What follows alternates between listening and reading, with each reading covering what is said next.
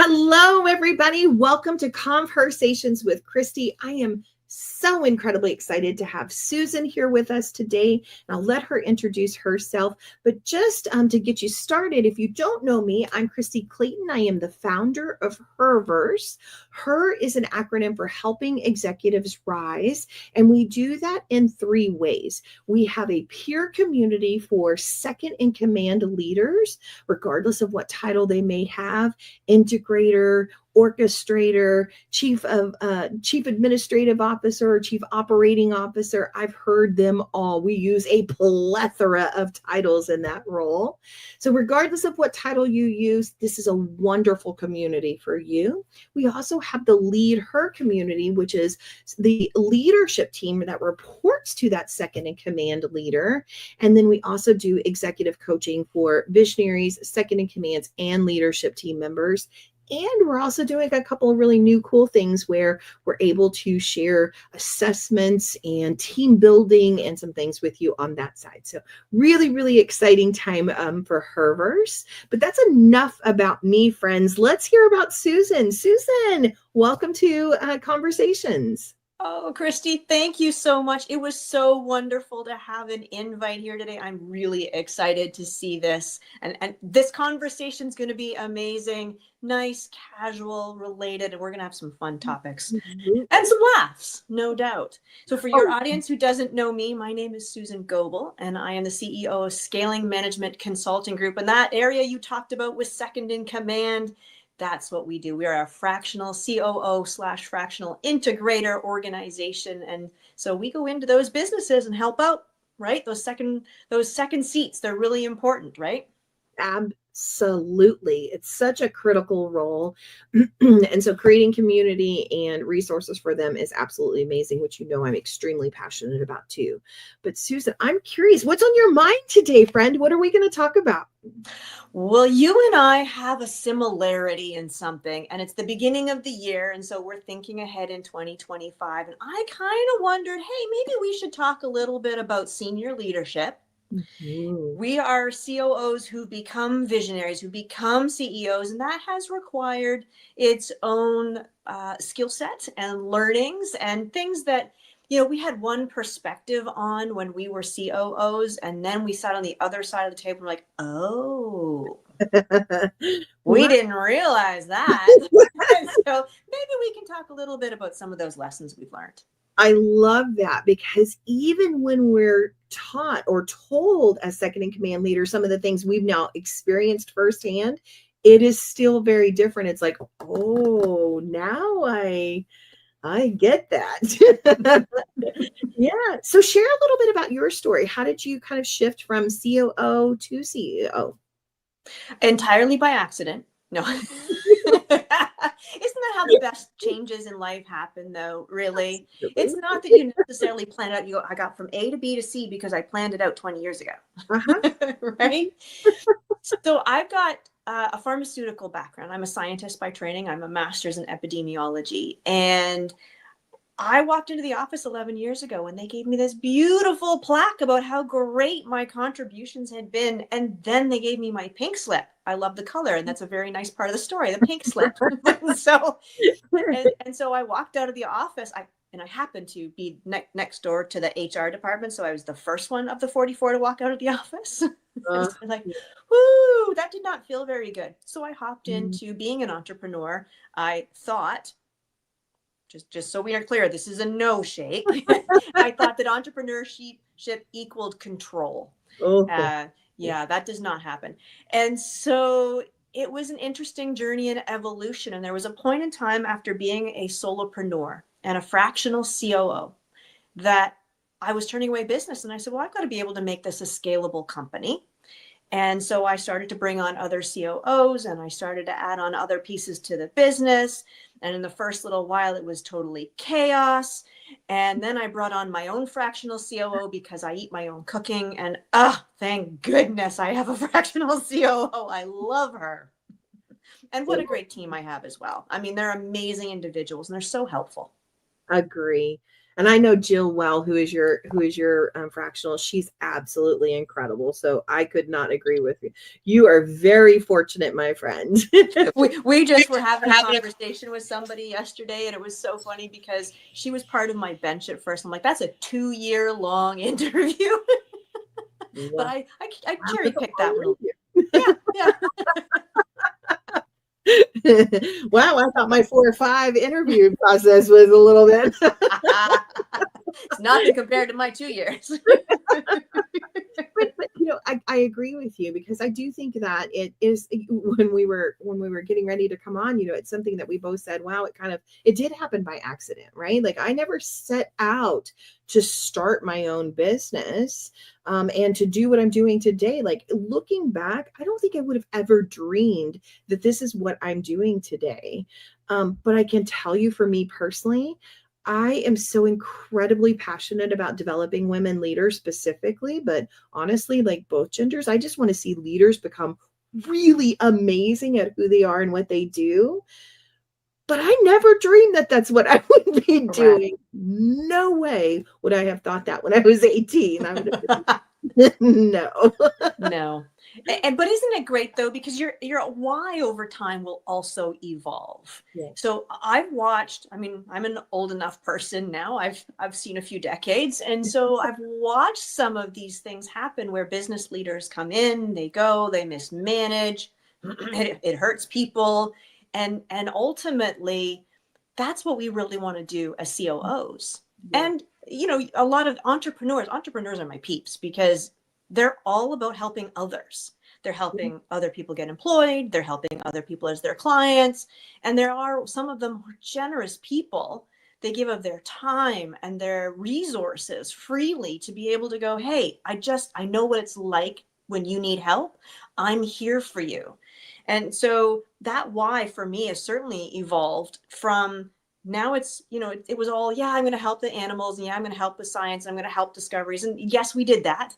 And now I'm in a new role. And so it's all about the economic productivity, right? And that takes shape in so many different ways. But as long as a leader, you are continuing to learn and grow and get those skills elevated, man, it's really powerful what we can accomplish together. Yeah, I could not agree more. And I do, like, I was so ironic, because yesterday I was having a conversation with somebody and I said, entrepreneurship is not for the weak at heart. Like, this is, it has its own set of challenges, and it can be really hard sometimes. So, being able to push through those things and really, like, just know what your purpose and your passion is, and seeing that big picture and that you're moving towards it, can really truly make the difference in the world. Absolutely. And we need it. The stats are really staggering to me. And last year I encountered so many businesses with respect to this one. Over the next 5 to 7 years in Canada and US, there's about 11 trillion, that's with a T, $1 trillion worth of assets. They're going to change hands. And so many times, and women in particular, I see them making these great businesses and then going, well, I don't think it has value, so I'm just going to shut it down. But that's not true. There's value to it in so many different ways. And it is transferable if you take the time to plan and make it transferable. And they just need the help. Exactly. Just need this. And I think what you said is really, really impactful too, for people to realize. You do need a plan, right? We can't just go into this and just, think it's going to happen. No, we have to make it happen. But also, like, you need to be adaptable in that, especially in the very early stages, right? You said it yourself, where you are today is very different than where you are when you first started. And you didn't really, like, see that being the course that was going to happen. But what if you would have never changed and you would have just stuck to what you were doing? It'd be very different than today than it was. It would be different today than it is. It'd be totally different. And I wonder if, if I hadn't made the decisions early on that I made, would I have actually come into my sweet spot? Right? I've learned now that as much as when I took that rocket fuel test, they have one on the website that's one for integrator and one for visionary. And I took the visionary one and they said, please take the integrator one. And I was like, yeah, I get that. But I actually think I'm much more visionary than I give myself credit for. Yes. And so those pieces to be able to come up with the, hey, let's problem solve this. And let's understand the skill sets that are a gap that we really need in order to get us to the outcome.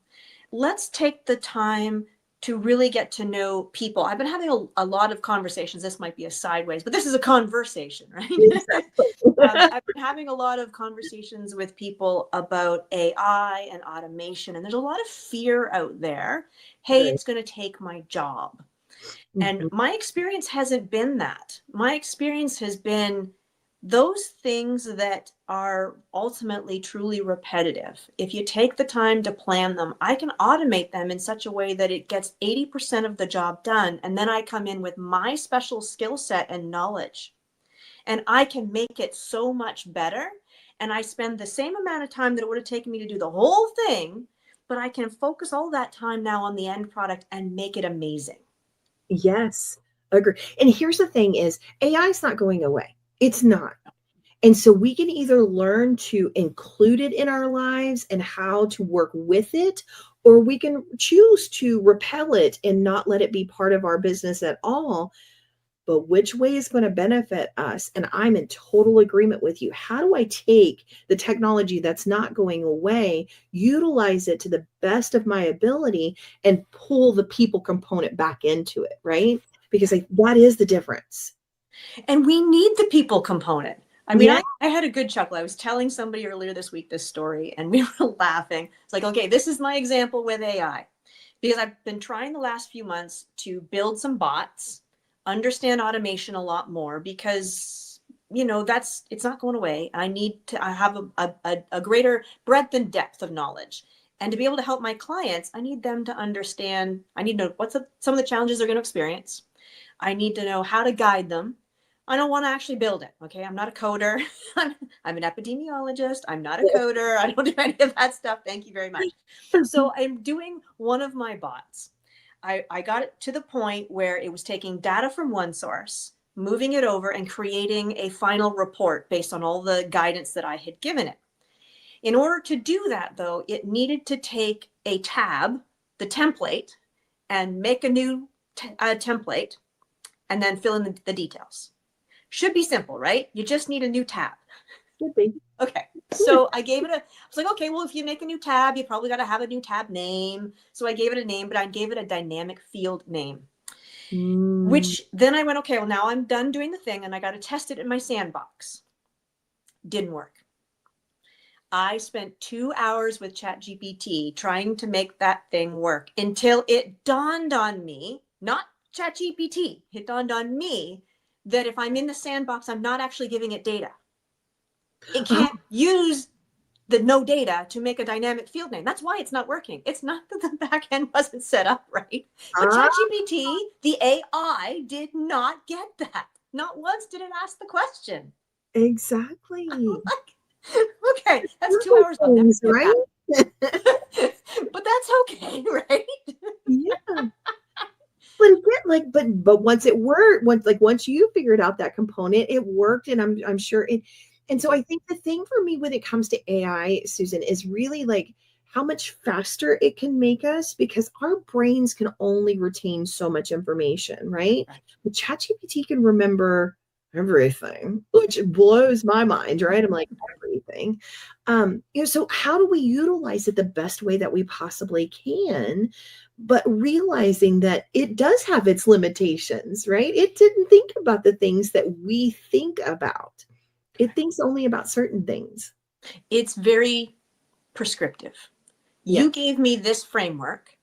You didn't tell me to be cognitively, to think on my own and see what you didn't see. You just gave me these details. So I took those details and now I'm helping you with that box.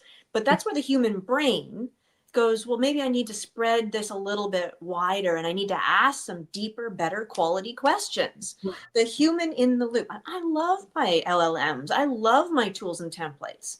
but they're also only going to get me so far. If you don't actually take the time to use the tool, Exactly. it's never going to do anything. And I love that you said that, because that is exactly what I was just thinking too, is AI is just another tool, right? Just like spreadsheets are a tool that we have to where we can compare data and see things. But if you don't ever use the information or maximize the formulas and all the things that you can do in spreadsheets, you're still limiting yourself there. So this is just another tool that we need to add into our toolbox. Well, and I love that. I want to go a little deeper on that example, because we had a template that we used to give out as a freebie. I mean, it's still available free, but it's not something that we do a lot now because ChatGPT exists. So people keep saying, well, I'm just going to go to ChatGPT. Okay. And so we would give them this tool, and it was to take a look at their tech stack, right? So it's the beginning of a new year. I love to do this every quarter. So beginning of a quarter, go in, evaluate your tech stack. The spreadsheet was all about getting the team members to put in their logins, not their actual login, but is it an individual login or is it a shared login? Like, what is it? So you can know when you're evaluating seat prices, etc. And people would do this. They would get this tool and they would not use it to its fullest extent. Yes, they would fill in the information, but then they would leave it at that. And so as leaders in an organization, you're having to ask the questions a little bit more. And so as we're starting to plan for the year, as we're doing these pieces, I liked on this particular tool, well, this is great. You can now have a record of everybody for onboarding and offboarding. Makes it a lot easier. You now have a record you can go through and ask each of your different departments, well, we tested out these 1,000 different things. Have we canceled them all? Ones we chose not to use. I mean, I've literally had people, I've saved them $40,000 on their tech stack because they forgot to cancel and they just got busy doing other things, right? So it just got lost in the mix. Or the number of seats that people have. Well, these people are no longer here. This could take you down to this tier level. And then you go to, well, did you negotiate with the supplier? Did you like, this is a tool that you're paying all the retail rates, but you're at the point of an enterprise level or past their this package, whatever it is online. Did you think to pick up the phone and say, hey, can I have a special rate? Yeah. I mean, that 5-minute call, the worst thing they're going to say is no. Yeah. Worst case scenario is a no. And so as leaders, it's about learning to, yes, give your team the tools. Teach them how to use it, teach them how to think about using it, and then making sure that it's not just the what, but the now what. Exactly. And I can't stress how, we're talking about like 2 technology tools, but this really can extract to everything, right? I don't know if you've heard me talk about this, but I know other people have heard me talk about the fact that a lot of second in commands, but also lots of companies will take a set like personality assessments to know and understand their team. But what do they do with it? Take the assessment, read it, put it to the side. Take another assessment, read it, put it to the side. You have to maximize these things, right? Yeah. Taking an assessment doesn't make a change. It doesn't help you learn your team better and work together better as a team. Same thing, if you're not using the data that's coming across on spreadsheets or canceling things when you're not using them anymore or not maximizing AI, it really can be at your detriment. Slow down, use the data that you have before you start looking into other ones. Without a doubt. And I want to go back to that topic just for a minute because I want to bring Jill back into the picture. Jill is absolutely incredible. She is my second in command. She's a rock star. Yes. And so we've all taken a number of assessments, right? But Jill this year, and I like to say that this is not something that a visionary is ever going to step up to the plate to. So a lot of times the COO has to lead this. Thank God Jill is there. and so this last year in 2024, Jill had us working a lot more on partnership pieces, which is exactly that. Okay, so we're going to take this assessment and we're going to learn more about each other. Then we're going to mesh and marry that and go, the friction points that we've had, I mean, every relationship has them.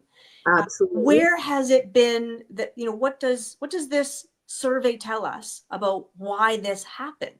And so there's been some great aha moments. Okay. I no longer communicate on Friday afternoons because it's the worst time for me to try to do it because I'm trying to get it done. And I'm a poor communicator on Friday afternoons. I'm just not going to do it anymore because I don't ask deeper questions. I'm just trying to get out the door. So these little pieces that we need to learn about ourselves and our interactions with the team, to your point, take the survey, take the time, read it, learn it, meet about it, and then bring it back in another month. And hey, this friction point that we've had, does this inform our conversation about why that happened? Yes. So it's really very critical lesson to go into 2025 from a leadership standpoint. Doesn't matter whether you're second in command or any leadership of a team, this is important. Yeah. Well, and it's interesting because I've had a couple of conversations recently because, as you're saying, right here at the beginning of the year, people do this, right? They take new assessments. They're in this, I'm going to learn about myself. I'm going to learn about my team. But one of the things that I've heard a couple of people here saying recently is I went straight to the challenges and the things that I'm not good at on the assessment. And I'm like, well, friend, first of all, there's two ways to look at that. First of all, please make sure you're looking at the good stuff. There's lots of really great things about you, but also, knowing and understanding our weaknesses can actually really, truly be a benefit to us, right? Because if I'm sitting here and I know that about myself, that when I am in a triggered mode, what my reactions are, what I'm going to do, then I can consciously make sure that when I'm in that trigger mode, that I'm not doing those things, that I'm taking time to calm myself, and not get the rest of the team frazzled because I'm frazzled too. So I want to share that too, because listen, our weaknesses can become our strengths when we know and understand them, but it's when you ignore them that they can become a problem, right? Absolutely. And I'd like to stack onto that one because sometimes we in our corporate environments, our businesses, we tend to enjoy people who are a little more similar to us. Yes. So Jill and I have a lot of similarities. Mm-hmm. So I'm going to use Jill. I hope she's okay with that. Yeah. I hope she's okay with that. I did not ask her. Knowing her, she's gonna definitely be okay with it. Bless her heart. One of the things that I took away from our lessons is that in these reports, there's a lot of times that we use the same words to describe something. And so I found it interesting that, for example, we were both teachers in one of these reports, but how that showed up, like this report actually took the time to use different words. So this is a teacher component, but it's a teacher component in this way. Yes. And in this way was entirely different for her and I. Yes. So even though they're calling us both the same label on the first page, that depth, that extra information was really critical. Oh, so this is how this happens and this is how that happens. So for instance, I know in my team that I can have an idea as a visionary. I may have many of them. Just several times a week. I had this great thought. And I also know that half the time that's not a great thought. So I wait a few hours before I do anything and send it to Jill, because half the time I'm busy doing other things like, oh, I forgot about that. And then, right? Do not do seagull management with your team. Of those other pieces, though, with Jill, once we get going on something and we say, yeah, this is actually going to become a priority, I know that I like to create a piece up front. This is the vision that I have. And here's the kind of framework, here's the bounds that I see it. And then I toss it to her. The way that she thinks about things and the level of questions that she asks me are amazing. What comes back to me for the next piece is a gazillion times better than I could ever have come up with on my own. And at the end of the day, the output is always so much better working together. And so for team environments, and I know a lot of us do this on a regular basis, we're heads down, we're trying to get the task done, and we forget about all those great other people and resources that are willing to help us. Yeah, it's very true. And I think, I'm so glad you said that, because especially when we get to this level of leadership, it can feel very lonely and isolated, right? but we can consciously remove that by pulling in others and letting them be part of our journey, being part of our vision, being part of what we're looking to accomplish.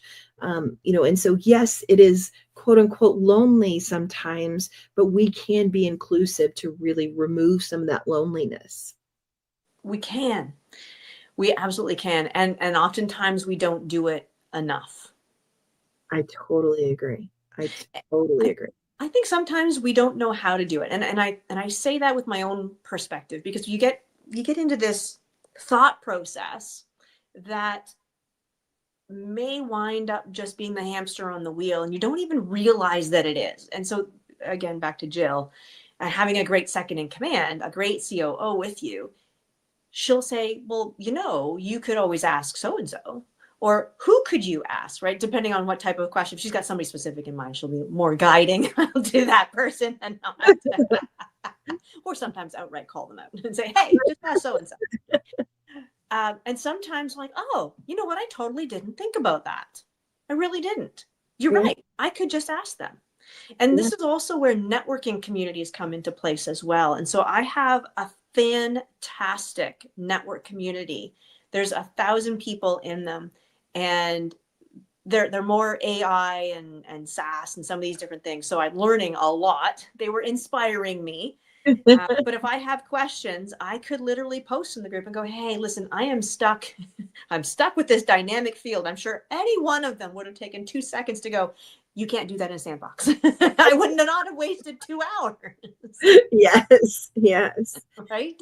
I mean, that is so true, because with us creating Herverse and Fem, that was one of the things that I realized very, very early on is I need my peers who are doing what I am doing so that I can bounce ideas off of them, right? So, being the only position or the only person in this position in our organization, love that responsibility, love that I'm able to take that on. But I do need people that I can talk to that are doing what I'm doing so that we can be, helping one another. I know one of the things that I learned very early on, Susan, was there were things that we were doing trial and error, and sometimes the errors wouldn't come for 6, 9, 12 months. And we'd already invested so much time and energy to take that long to realize something wasn't working. Whereas I could go to my peer group and say, hey, this is the struggle I'm having. Anybody else been through this? And if so, what worked for you? What didn't work for you? What can I learn from you? And then my trial and error and my testing time frame shortened from a couple of months, years, down to just a couple of weeks and a couple of months. And I was able to expedite and move so much more quickly.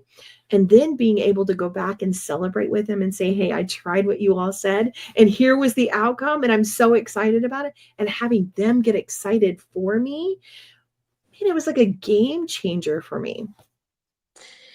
And that's the sweet spot, right? That's the piece where you have to have that. And it is lonely at the top. So when you're trying to do a project in a new initiative in a company, it may not be appropriate to ask everybody in the company. So where can you go to have those conversations? You need that safety net, that diversity of opinions where people might have experienced the challenge you're trying to solve and seen it from different perspectives, and have those lessons that they can share with you. The value in that is incredible. Yeah. Well, and I know people are probably tired of hearing me say this, but one of the things that I've said many, many times is, I think there are 3 things that every executive really, truly needs. Number 1, you need an operating system to run your business. Select the one that is absolutely best for you. We personally run ours on the Entrepreneurial Operating System, or EOS. That's what works for us. You need a peer group. You need your peers to really, truly help you. What is trial and error? What are things you have done? And just that sheer support sometimes, is absolutely amazing. And then an executive coach. Once I implemented all 3 into my life, my personal and professional development skyrocketed. It was a game changer for me. So I definitely believe in all 3. Without a doubt. And they're all critical elements and components of success. Yeah. Oh. You know what's interesting, if I can just, I know we're going to head to the next part, but I'm Canadian. Mm-hmm. And I find it interesting talking to fellow Canadian business owners and entrepreneurs. And we were talking about this yesterday, that it is truly more an American thing that people are open to coaching. We had this conversation. There's a lot of solopreneurs and consultants and experts in Canada, and a lot more of our business is south of the border. There is an interesting component, and I wish if anybody was Canadian listening to this, that they would be open to a little bit more help, or even just asking that question. I'm happy to hop on a call and conversation. I'm not always going to charge for it, right? So just let me help you for that economic productivity. Yeah, it's so I wanted to, sometimes there's some cultural pieces in there that are interesting to talk about. Yeah, no, that is really interesting. That is definitely something new I haven't heard yet, but yeah, I mean, I will tell you, the executive coaching piece for me, when I implemented my first coach and she was able to help me see things, the accountability that she brought to me, and sometimes just giving me a different perspective, like, wow, what a game changer. And so, but I truly believe, Susan, it's the implementation of all three that made me go from growing and developing. Don't get me wrong. I was learning, I was getting better. But once I had all three in place, my development just skyrocketed. Yes. Yeah. Yes. Sweet spot. Friend, I knew this was going to be a fun conversation, and we talked about so many things in a short time frame. This was amazing. And yes, you're right. I would love to ask you 3 questions. And you know me well enough to know it is honor, empower, and inspire. So for honor, I'd love to ask you, who's a woman of a past generation that you would like to honor? So we've had a lot of conversation today about AI and automation and technology. And it's going to sound strange perhaps, but this is what popped into my head was Queen Elizabeth. And here's why. The speed of change that we have today is incredible. And here's a woman who started in the 50s, right? And she was queen for a lot of years. And she saw a lot of change, and she did a great job being able to really adapt to all of those pieces. 80s and 90s are not easy to understand some of the things that have gone on in this world, and put those contexts and actually be relevant. And so for some reason, that's who popped into my head was Queen Elizabeth, and I saw it. So for honor, I would pick her. I love that. What a beautiful person to honor too. And you're right. I mean, she lived a long life that really spanned a lot of decades that changed so dramatically. So what a beautiful person to honor. What about empower? What is a woman of a current generation that is in business leadership today that either empowers you or that you hope to empower? Well, we've talked about her a lot, actually. And so Jill Thompson, I got to give you kudos and props because you empower me and you inspire me all day long. So I got to give Jill my right hand, all the props on this one. Oh, that's a beautiful person to empower you and that you empower as well. Love, Jill. And then what about a woman of a future generation that you hope to inspire? Well, that one's easy. That's my 13-year-old daughter, who may or may not have given me a 1-finger salute yesterday, but we'll forgive that. She did not quite appreciate when I said to her for accountability that, hey, honey, people actually pay me to hold them accountable. You're getting this for free. So my daughter has got some amazing skills. She's a beautiful person. And as she grows and she starts to become much more independent and she moves into her teenage and young adult years, I would love to be able to inspire her and coach her to be whatever beautiful self she's going to be. I love that. And I'm sure she is, even on her moments where she's being a little reactive, right? Teenagers don't do that, right? Oh, not at all. Not at all. Well, again, I knew this was going to be a fun conversation. I'm so glad that we had you come on and share your knowledge, your wisdom. You were an absolutely fantastic person. And I'm so glad that our universes have collided so that we can get to know each other even better. So thank you so much, Susan. All right, everybody, I will see you again next week. I hope you have an incredible week. Bye.